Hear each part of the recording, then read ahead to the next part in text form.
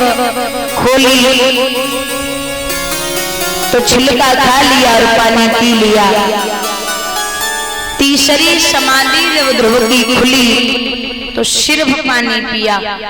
और 5वां महीना लगा है तो 5वें महीने में वो 5 वर्ष का बच्चा अंगूठे के बल खड़ा हो गया और हवा का आहार करने लगा। हवा का आहार करने लगा। लिखा है कि जब ध्रुव ने खींची प्राण वायु तो वायु रुकी त्रिलोकों में, ब्रह्मांड हिला कोहराम मचा, दम घुटने लगी प्राणियों की। जीवों की आंखें पथराई, एड़ियां रगड़ झटपटा उठे, हिल उठा इंद्र का सिंहासन, जलवासी सभी तिल मिला उठे। 14 लोक 49 पवन, 8 वर्ष पृथ्वी कांप उठी। शशूर हिले त्रिलोकों में, चंद्र पे लालिमा छाने लगी। बड़ी बुरी दशा है। पशु पक्षी जीव जंतु व्याकुल होने लगे। चंद्रमा पे लालिमा छाई हुई है। यहाँ तक इंद्र का सिंहासन हिलने लगा तो इंद्र को ये ज्ञात हुआ, हमें ये लगता है कि मेरी गद्दी पर कोई बैठने वाला है, कोई तेजस्वी संत तपस्या कर रहा है।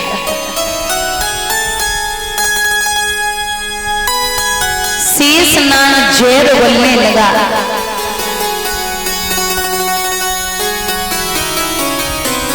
शेषनाग झेर बोलने लगा तो मैया लक्ष्मी व्याकुल हो रही। यहाँ बाबा नारद पहुंचे। भगवान विष्णु जी पूछने लगे कि हे नारद, कौन तपस्या कर रहा है इतनी कठिन, जो इस प्रकार की प्रलय पूरे भूमंडल पर हो रही है? तो बाबा नारद बोले, बस थोड़ी देर हो तरे रहो, अबे आटा दारू भाव पता चल लो तुम्हें शर्म नहीं आती? छोटा सा बच्चा तपस्या कर रहा है और आप यहाँ लेटे हुए हो, मां लक्ष्मी पैर दबा रही है।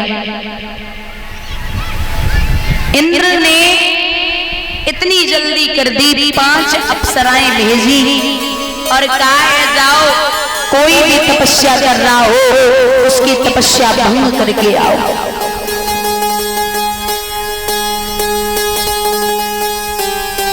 तो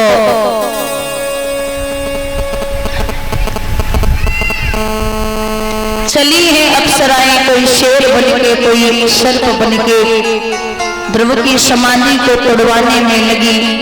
लेकिन समाधि तोड़ने की तो छोड़ो, ध्रुव ने पलक तक नहीं दिखाई।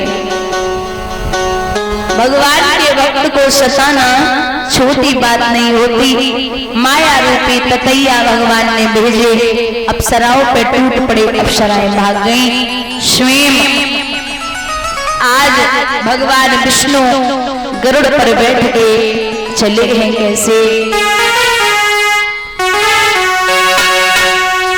विष्णु बैठी गरुड़ पे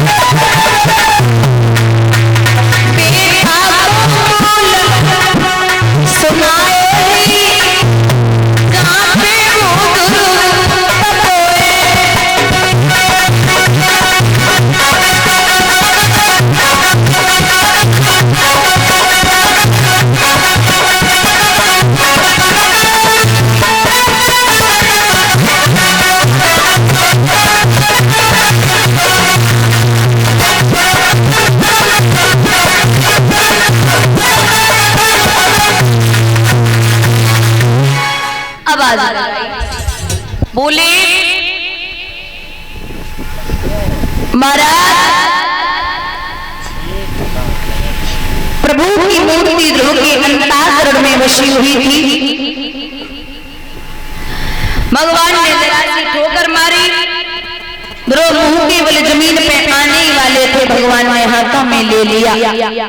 बाबुल की सूरत देख देख ध्रुव जी टकटकी लगाई है, जब याद मात की आई गई, नैनन से आंसू आए गए। भगवान बोले, क्या बात है वत्स, काय को हो रहे? बोले, मैया की याद आ रही है, वरदान मांगो। तो 5.5 वर्ष का बच्चा जवाब देता है कि मैं बेटा हूँ हे नाथ पिता, तो तुमको ही सब चिंता है, तुम ही सोच कर बतलाओ इस बेटे के लायक क्या है, आप ही बता दो।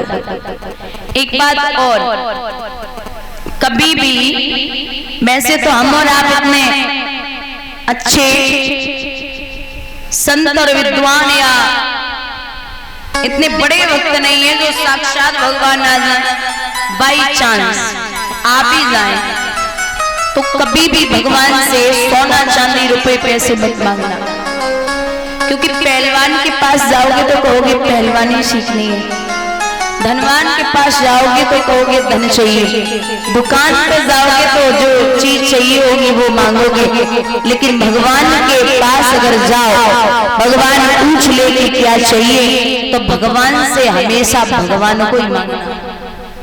जब वो होगा ना तो तुम्हें किसी चीज की जरूरत नहीं है। एक बड़ा अच्छा उदाहरण समझा रहे, ध्यान से सुनना।